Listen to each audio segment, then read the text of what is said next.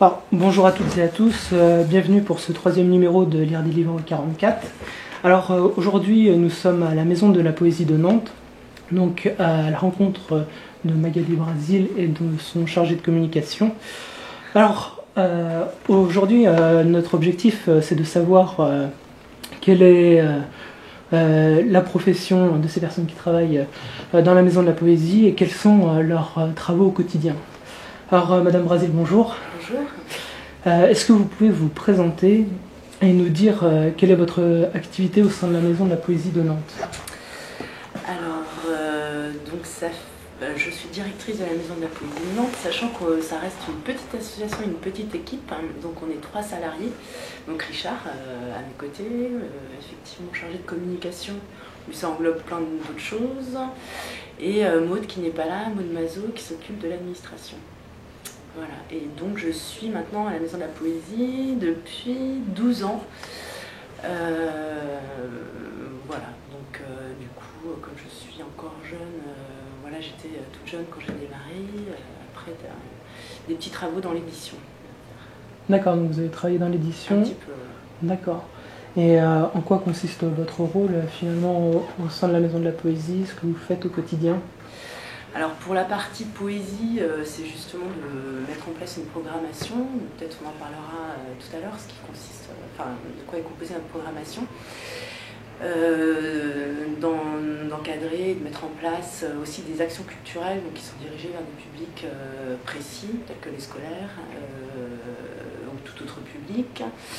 Et puis une partie moins poésie qui est plutôt la responsabilité de la gestion et donc comme nous sommes une association, de travailler avec, très régulièrement tout au long de l'année avec les partenaires institutionnels pour l'obtention notamment de subventions. Voilà. D'accord. Très rapidement. Très bien. D'accord. Donc finalement, la vocation de la Maison de la Poésie de Nantes, ses activités au quotidien, vous nous avez dit que vous, votre travail, c'était la programmation. Qu'est-ce que vous entendez par toutes les manifestations culturelles, comment ça se gère au quotidien, cette mise en place d'activités? Alors donc j'ai parlé de deux axes on va dire de programmation. Donc la programmation qui consiste en un festival, l'organisation d'un festival et de lecture rencontres tout au long de l'année avec des auteurs. Et puis d'action culturelle, donc c'est 2 travaux complètement différents. Donc je vais commencer par la programmation. Donc c'est un travail déjà de lecture, savoir qui on a envie d'inviter et de soutenir, parce que son travail à lui nous intéresse. Donc on est sans cesse en contact avec les auteurs pour organiser ça, avec les éditeurs également. Et puis pour l'action culturelle, donc là c'est un travail assez long, puisque travailler avec des publics qu'on ne connaît pas forcément, je parlais des scolaires, ou par exemple il peut s'agir des détenus, ou de publics handicapés, on travaille avec différents publics, donc là c'est toujours un rapprochement avec une structure partenaire qui connaît bien ce public, et de mettre en place un projet qui repose souvent sur la rencontre avec l'auteur, mais il doit y avoir beaucoup d'autres choses pour qu'on arrive à faire passer justement ce travail de l'auteur auprès de ce public-là. Donc ça... Alors, iriez-vous jusqu'à dire que l'objectif ce serait la démocratisation d'un genre qui est très peu connu par ce public-là? Vous avez fait référence aux scolaires. Oui, c'est de mettre en contact, de toute façon c'est notre préoccupation permanente, au quotidien, c'est de mettre en contact, je pars du principe que la plupart des gens méconnaissent la poésie d'aujourd'hui. Donc effectivement, à chaque fois c'est, alors on peut parler de démocratisation, on peut parler de sensibilisation aussi, en tout cas de mettre en contact, on est vraiment ici en tant que Maison de la Poésie, le trait d'union entre les publics et tout ce secteur de la poésie contemporaine, donc méconnu, mais extrêmement effervescent et dynamique, et où il se passe beaucoup de choses. Voilà, donc c'est ce travail de sensibilisation qui suppose quand même beaucoup plus de finesse par rapport à une programmation qui attire plus un public d'initiés. et qui suppose donc d'abord de savoir à qui on s'adresse et de mettre en place des outils adaptés et des interventions aussi adaptées. Donc souvent pour ces actions-là, on peut travailler avec des comédiens, des musiciens, des plasticiens, donc jouer sur le croisement des arts qui permet de désinhiber, on va dire, les publics face à la poésie et de les mettre en contact plus facilement avec l'objet poétique. Alors dans ce cadre-là, il y a un festival qui s'appelle le Festival Midi Minuit Poésie, qui est organisé justement par la Maison de la Poésie de Nantes. Est-ce que vous pouvez nous expliquer comment ça se passe et quel est l'objectif principal de ce festival? Alors là, il s'envisage dans une dynamique un peu festive. Il ouvre notre saison donc mi-octobre. Donc l'idée c'est de passer un bon moment, que ça soit assez joyeux. Et artistiquement, c'est vrai que par rapport au reste de l'année, il a un parti pris différent puisqu'il repose particulièrement sur les croisements entre poésie, art plastique, art visuel plus largement, musique et d'autres arts. Et alors il y a 2 formules de midi-minuit, alors c'est pas toujours très simple, il y a 2 biennales en fait qui s'entrecroisent d'année en année. Une formule de midi à minuit au Pannonica et donc les années impaires et les années paires, donc par exemple cette année en 2012, une formule plus importante qu'on sous-titre Débordement et qui se déroule dans le quartier de Cré, donc dans le centre de Nantes, donc autour d'ici, à savoir notre bibliothèque, aussi bien dans les espaces publics, donc dans la rue, sur les places, que dans les cafés et autres lieux clos. Et là, le principe, c'est vraiment pour nous, avec Débordement, donc d'aller à la rencontre du public qui ne viendrait jamais vers la poésie naturellement, et de les saisir voilà, dans leur marche au quotidien, et particulièrement dans un quartier commerçant où ça circule beaucoup le samedi, puisque le festival a lieu un samedi. Et d'être aussi dans la durée, donc c'est un autre parti pris du festival, donc 12 heures. Pendant 12 heures se succèdent donc à bon rythme, lecture à voix nue, lecture concert, lecture performance, performance artistique, échange avec les auteurs. Voilà, il y a différentes. On travaille aussi beaucoup sur la forme de dire et de l'oralité. D'accord, très bien. Donc l'objectif c'est aussi de montrer les différents aspects de la poésie, que ce n'est pas simplement un recueil qui se lit de manière individuelle, mais c'est quelque chose aussi qui se partage à plusieurs. C'est un peu cet objectif-là. Oui, disons qu'on se rend compte qu'en poésie, la lecture à voix haute fait passer beaucoup de choses en fait du texte. Oui. Mais derrière ça, on a l'envie, on espère que... il y a un libraire qui est toujours présent sur place. Et l'idée c'est d'aller après vers le livre qui a un autre contact et sans doute plus personnel, plus profond que la lecture. La lecture c'est vraiment le moment de rencontre avec l'auteur, avec une voix et puis finalement, historiquement, la poésie, au départ, elle était essentiellement orale. Les troubadours, voilà, les textes se transmettaient, se souvenaient de vive voix. Donc il y a toujours une dimension sonore très importante qui a toujours existé pour la poésie. Même si le livre compte également. C'est deux façons d'approcher le texte. Alors, dans ce cadre de l'oralité, comment est-ce que vous intégreriez, et si jamais vous l'intégrez, le slam ? Est-ce que ça fait partie de la poésie selon vous? Est-ce que ça a une place dans votre travail? Alors oui et non, on va dire plutôt non, puisque le slam, alors c'est vrai qu'en France c'est devenu très populaire depuis 5 ans, peut-être un peu moins, je sais pas, en tout cas à Nantes, il y a eu tout un événement au lieu unique qui a remis,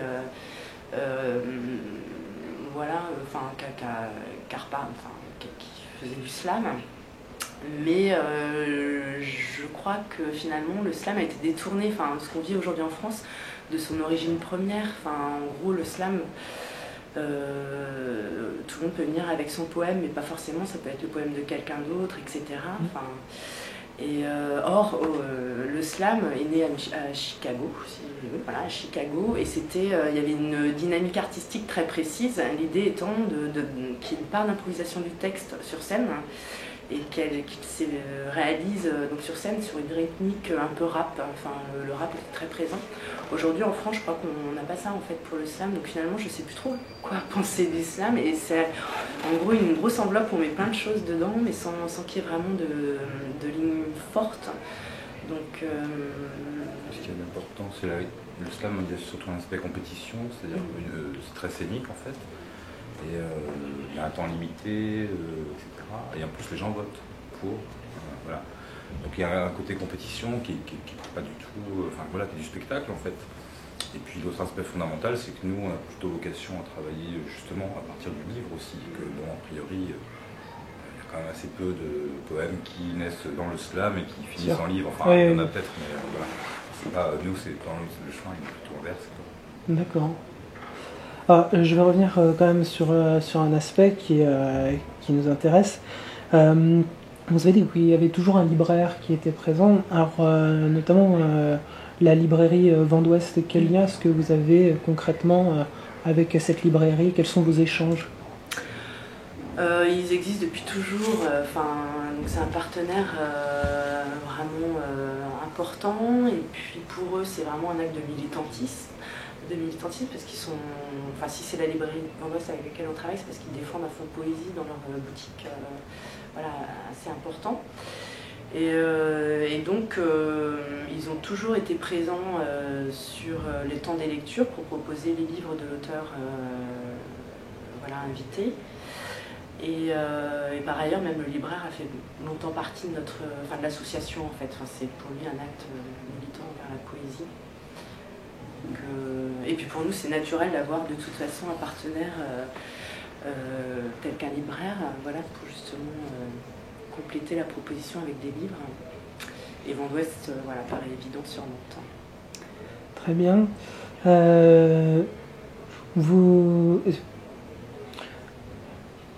Quelle définition vous auriez de la poésie? Si jamais vous deviez donner une définition justement à des personnes qui n'ont pas l'habitude de lire de la poésie, quelle définition vous auriez qui pourrait les inciter justement à s'y mettre? Ça, c'est ta question. C'est ma question. Non, mais alors... C'est une question impossible, même les grands spécialistes n'arrivent pas. On va dire qu'il y a autant de définitions, voire beaucoup plus qu'il existe de poètes, puisque... alors ça, justement, à l'école, c'est un vrai problème, puisqu'on est habitué, les professeurs sont habitués à tenter de définir la chose. En poésie, les enseignants sont souvent embêtés, parce que c'est impossible de la définir, même avec des manuels scolaires. Alors avant c'était plus facile de la définir aujourd'hui avec des formes complètement explosées, une réinvention sans cesse de la forme. Avant on parlait de rime, etc. Donc ça a aidé à la définir. Aujourd'hui, encore une fois, il y a peut-être 20 définitions par poète. Alors chacun a la sienne en fonction des circonstances. Donc c'est ça qui est intéressant, c'est justement, la poésie étant avant tout un lieu de questionnement et non pas de réponse, c'est peut-être pour ça qu'il n'y a pas de définition propre à la poésie. Moi j'aime bien dire que la poésie, il y a poésie quand il y a un bousculement du réel, ça cherche en tout cas à bousculer l'ordre du réel, mais il y en a tellement, j'aime bien dire aussi que la poésie est un lieu des contradictions, ça ramène à l'homme qui est aussi comme ça, mais il y en a plein d'autres. Donc il n'y aurait pas de cadre formel qui permettrait de définir la poésie, comme il fut un temps où on disait que la poésie, il y avait un cadre avec les strophes, les rimes, etc. Pour vous, ce serait plus quelque chose de l'ordre du questionnement, si j'ai bien compris, de l'interrogation et une certaine liberté, puisque vous dites qu'il y a autant de définitions que de personnes qui pratiquent la poésie. D'accord. La définir, ce serait presque contre nature par rapport à ce qu'elle... En plus, les rimes et les strophes, c'est un moment de l'histoire. Je veux dire, la poésie, ça existe depuis quand même, peut-être depuis l'écriture, je sais pas. Bien sûr, oui. Donc c'est juste un moment de l'histoire, la poésie. Mais c'était sûrement pas comme ça à ses prémices, ça s'appelait même pas poésie. Il n'y a aucune raison pour que ça reste figé. Bien sûr. Et la poésie, la base, si on veut être très objectif, c'est créer ou faire de l'art avec du langage. C'est pas une définition, mais c'est... Oui, puisque étymologiquement, poésie, c'est la fabrication. D'accord. Alors, j'ai envie de vous poser une question. Est-ce que vous-même, vous pratiquez la poésie? Est-ce que vous-même, vous écrivez? Moi, pas vraiment, on va dire. Je suis plutôt lectrice, évidemment. D'accord. Moi, j'écris pas. pas du tout. Je dessine beaucoup, c'est autre chose. Mais bon, j'ai parfois été tenté comme ça, mais pas aucune ambition de ce côté-là au niveau voilà, publication, etc. Et puis je pense que faut quand même énormément, c'est mon avis très personnel, hein, faut quand même énormément lire avant de se lancer, je pense, dans une aventure comme ça. Et puis qu'on ne peut pas être forcément auteur et travailler dans une structure culturelle. Enfin voilà, je trouve que c'est pas forcément. Enfin, il y en a pourtant beaucoup. Il y en a pourtant beaucoup, voilà, mais on ne peut pas être jugé parti, enfin c'est pas une question de juger, mais voilà, c'est un peu compliqué quoi, je trouve. D'esprit quelqu'un, d'avoir une partie de son cerveau qui est dans de la création et l'autre qui est dans voilà, moi j'ai toujours plutôt été toujours plutôt senti à l'aise pour faire la promotion du travail des autres. Voilà. D'accord. Voilà. Et puis en fait, je dirais que c'est pareil pour les éditeurs. Finalement, je crois que tous les éditeurs, s'ils sont éditeurs, c'est qu'ils ont compris qu'ils ne pouvaient pas être poètes. Hein. Et qu'en même temps, la lecture étant fondamentale pour eux et nécessaire, voilà, ils sont devenus éditeurs. Et, je me situerai plus comme ça. D'accord. Et aujourd'hui, les poètes que vous accueillez dans vos festivals, alors est-ce que vous pouvez nous donner quelques titres de recueil, d'auteurs qui pourraient inciter nos lecteurs à s'y plonger? Alors avant de dire des noms, peut-être qu'on n'a pas insisté sur une chose, c'est que c'est dans les statuts de la Maison de la Poésie, il y a un souci de diversité, quoi. C'est-à-dire de représenter vraiment la diversité de tout ce qui se crée aujourd'hui. Donc il n'y a pas d'orientation de parti pris, quoi, de guerre de chapelle, entre guillemets. D'accord. Voilà, c'est d'essayer de représenter vraiment tout ce qui un panel de tout ce qui se fait aujourd'hui. Donc c'est compliqué de dire des noms. D'accord. C'est compliqué, puis la lecture étant tellement, alors c'est très très vrai en poésie personnelle que tel livre sera lu avec bonheur, enfin répondra au questionnement de quelqu'un et l'aimera, mais quelqu'un d'autre n'aimera pas du tout ce livre. Donc il n'y a pas un livre qui permet de débloquer quelqu'un et qui va l'amener forcément dans la lecture de la poésie. Donc je pense que quand on ne connaît pas la poésie, il vaut mieux commencer par une anthologie. Oui. Et donc comme nous, on s'intéresse essentiellement à la poésie contemporaine, donc une anthologie de ce qui se passe aujourd'hui. Donc là, il y en a quelques-unes intéressantes. Il y a Pièces détachées, qui est une anthologie en plus qu'on trouve en poche, ce qui est assez rare en poésie, de Jean-Michel Espitalier, avec des auteurs très inscrits dans la vie d'aujourd'hui, avec des sujets très actuels, une langue aussi assez immédiatement compréhensible, mais qui permet quand même de voir différentes voix, différentes couleurs. Et puis finalement notre anthologie aussi, Gare Maritime, qui a l'avantage en plus d'avoir un CD, donc on peut entendre des extraits des auteurs lisant. Gare Maritime, c'est une publication qu'on fait annuellement avec à chaque fois une vingtaine d'auteurs. Donc ça permet, comme Richard le disait, c'est avec des auteurs extrêmement différents. Donc avec un numéro, on peut avoir des sensibilités très différentes et au lecteur justement de sentir vers quoi il tend le plus. D'accord. Montrer aussi un bel objet. D'accord. Si vous avez besoin. Alors, où est-ce qu'ils peuvent justement se le procurer? Alors, il y a un bon de commande sur Internet, ou en passant ici pour les gens qui... À Ronde-Ouest et dans les autres librairies à Nantes. D'accord. Il y a une dernière question que j'aimerais vous poser. Ça rejoint la question sur la question des festivals. Vous avez, je crois, des personnes qui expriment ou déclament leurs poèmes, un poème en cabale, je crois. Est-ce que vous pourriez donner une définition de ce que c'est? Alors c'est tout simplement... Alors j'aime pas le mot déclamer parce qu'en fait déjà on a l'impression que que la personne qui déclame donc donne une interprétation à son texte. Et souvent un comédien déclamera plus, on va dire, dans la mesure où il donne une interprétation qu'un auteur. Le principe il est tout simple, c'est des lectures-rencontres avec des auteurs. Voilà, donc selon l'auteur... alors on a quand même des cycles par soirée, par exemple le cycle à suivre qui sont dédiés à des jeunes voix qui ont publié 1 ou 2 titres. Donc c'est un peu des soirées tremplins voilà, avec des jeunes auteurs.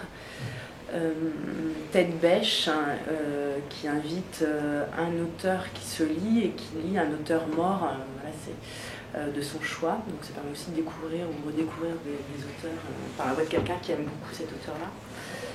Voilà, mais sinon, ça peut être aussi des soirées dédiées à des éditeurs ou à des revues, auquel cas il y a un échange entre l'éditeur, avec l'éditeur qui explique son travail et qui vient avec deux auteurs qui publient. Voilà, sinon c'est midi-minuit, le contenu reste le même, mais en minuscule, on va dire, et une soirée consacrée vraiment à un auteur ou deux auteurs, pas plus. D'accord, donc actuellement, vous avez justement ces événements qui se déroulent de quelle date à quelle date et de où novembre à juin. De novembre à juin. Sur un rythme de tous les 15 jours à peu près. D'accord. Et ça se passe où exactement? Principalement au Panonica, donc à la scène jazz à Nantes, sur le marché Talensac. D'accord. Bon. Très bien. Je vous remercie de nous avoir accueillis et puis à une prochaine fois. À bientôt.